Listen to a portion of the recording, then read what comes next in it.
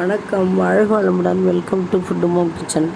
வாங்க, இன்றைக்கி வெத்தலை தீபம் 4வது தடவை போட போகிறேன். ஃபஸ்ட்டு வைகாசி விசாகம் கோயிலில் போட்டேன். அதுக்கப்புறம் 3 வாரம் வீட்டில் போட்டது 4வது வாரம் இது. முருகருக்கு வெத்தலை தீபம் போட்டால் நம்ம நினச்சதெல்லாம் நிறைவேறும், மனச்சங்கடங்கள்லாம் சரியாயிடும்னு சொல்லுவாங்க.